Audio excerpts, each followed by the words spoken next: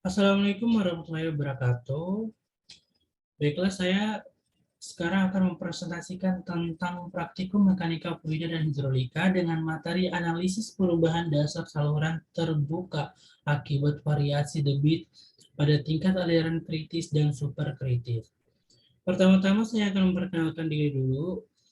Nama saya Muhammad Agil Mupiasa dengan NIM 411200100127 dengan dosen Pak Acep Hidayat STMT.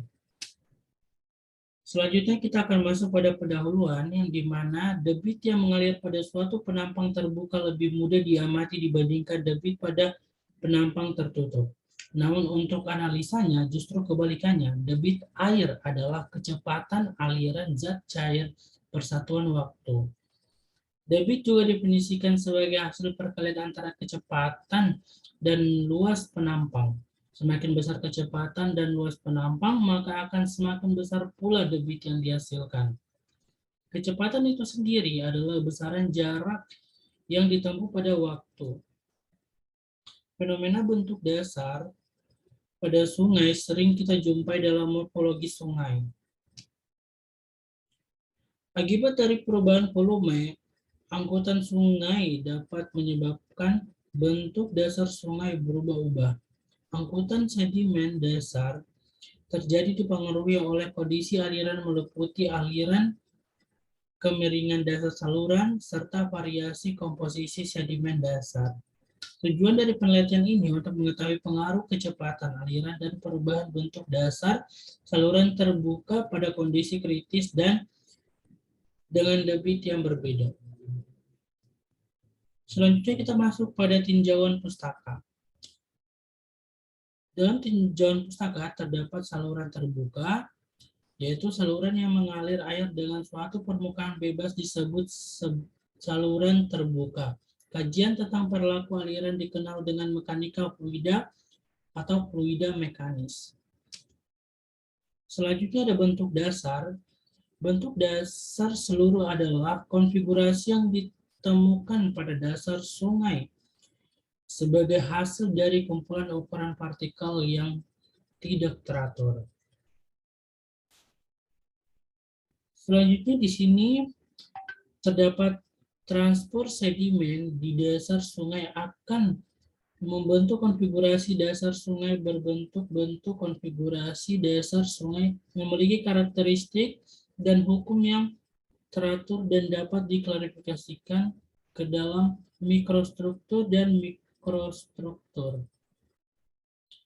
Yang pertama ada karakteristik aliran. Karakteristik aliran adalah gambaran spesifik mengenai aliran yang dicirikan oleh parameter yang berkaitan dengan keadaan topografi tanah, geologi, vegetasi, penggunaan lahan, hidrologi, dan manusia. Yang terdiri dari yang pertama sifat-sifat aliran berdasarkan pengaruh gaya kelembaban dengan gaya kelenturan dikenal dengan angka Reynolds RE yaitu R sama dengan ULV. Yang kedua, sifat-sifat aliran berdasarkan perbandingan gaya kelembaban dengan gaya gravitasi. Yang ketiga ada FR sama dengan P akar G kali H. Yang dapat dilihat di gambar berikut, terdapat bentuk-bentuk dasar sungai. Dan ada juga konfigurasi dasar sungai. Selanjutnya kita masuk pada metode penelitian. Yang pertama terdapat lokasi dan waktu penelitian. Penelitian dilaksanakan di Laboratorium Fakultas Teknik Sipil Universitas Muhammadiyah Makassar dengan rencana waktu penelitian selama 6 bulan, yaitu dimulai bulan September sampai Oktober, mencari referensi, November persiapan, Desember Januari masuk laboratorium untuk pelaksanaan penelitian, dan di bulan Februari pengolahan data. Berikut ada gambar metode saluran yang terdiri dari denah model penelitian, potongan melintang penampang saluran, dan potongan memanjang penampang saluran terbuka. Selanjutnya masuk pada prosedur penelitian. Yang pertama, meratakan pasir dalam saluran dengan menggunakan pasir non-koesif di atas saluran dengan tebal 10 cm. Yang kedua, kalibrasi semua peralatan yang akan digunakan, khususnya alat ukur kecepatan. Yang ketiga, melakukan pengaliran awal untuk mengetahui layak atau tidaknya saluran yang akan digunakan dalam pengaliran running kosong. Yang keempat, mengalirkan air secara debit yang ditentukan dengan membuka pintu saluran setinggi 1 cm. Yang kelima, mengambil data kecepatan aliran dan tinggi muka air pada saat telah ditentukan pada waktu T1 per 8 menit, T2 per 14 menit, dan T3 per 20 menit.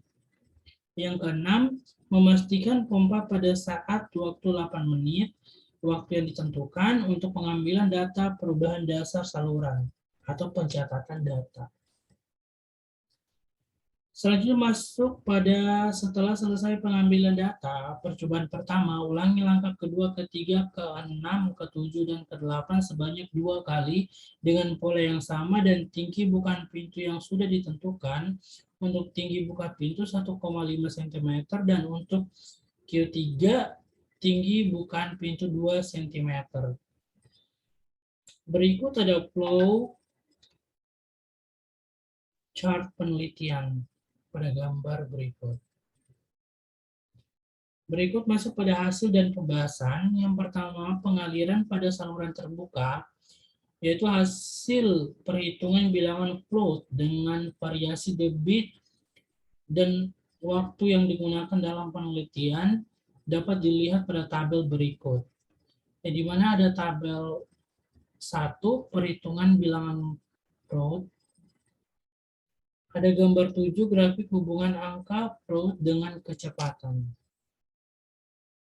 Pada grafik di atas menunjukkan besarnya kecepatan berbanding lurus dengan angka flow. Semakin tinggi kecepatan, semakin besar angka flow-nya. Yaitu ada pada gambar di samping grafik hubungan angka flow dengan kecepatan. Dari hasil analisa untuk bilangan Reynolds, dapat diketahui bahwa kecepatan aliran berbanding lurus dengan bilangan Reynolds. Semakin cepat kecepatan alirannya, maka semakin besar pula bilangan Reynolds-nya.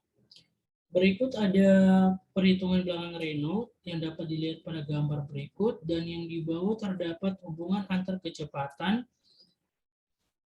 meter per detik, dan bilangan Reynolds. Selanjutnya masuk pada pengamatan bentuk dasar dengan melihat kedalaman gerusan dan pendapatan terhadap debit. Tabel 3, tinggi gerusan dan pengendapan dalam satuan cm pada debit Q1 sama dengan 0,0057 meter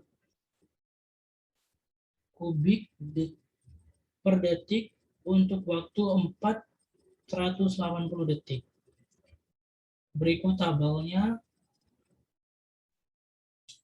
Selanjutnya kedalaman gerusan dan tinggi pengendapan untuk Q1 sama dengan 0,0057 meter kubik per detik pada waktu 480 detik, yaitu pada titik 1 kedalaman gerusan mencapai 3,0 cm atau 0,3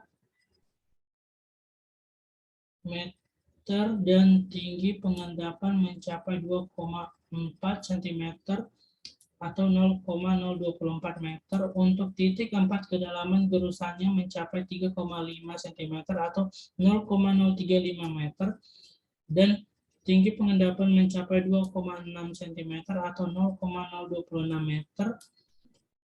Kemudian pada titik 7 kedalaman gerusannya mencapai 4,0 cm, 0,4 meter dan tinggi pengendapan mencapai 1,0 cm atau 0,01 meter.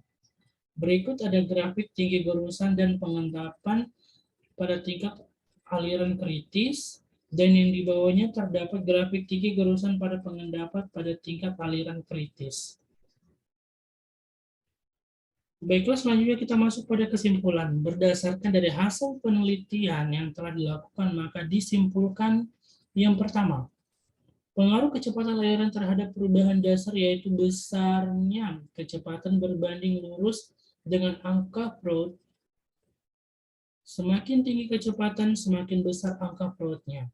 Untuk Q1 sama dengan 0,0057 meter kubik per detik, untuk Q2 sama dengan 0,0086 meter kubik per detik, dan untuk Q3 sama dengan 0,0104 meter kubik per detik. Yang kedua, bentuk dasar saluran bedform, saluran terbuka pada aliran kritis dengan variasi debit berbeda, yaitu berbentuk dasar rata, berbentuk transition, kemudian untuk aliran superkritis berubah ke bentuk antidunus karena kecepatan aliran semakin tinggi. Baiklah, terima kasih. Itulah sedikit pemaparan saya mengenai praktikum kali ini. Jika ada salah, mohon dimaafkan. Wabillahi taufiq walhidayah. Wassalamualaikum warahmatullahi wabarakatuh. Terima kasih.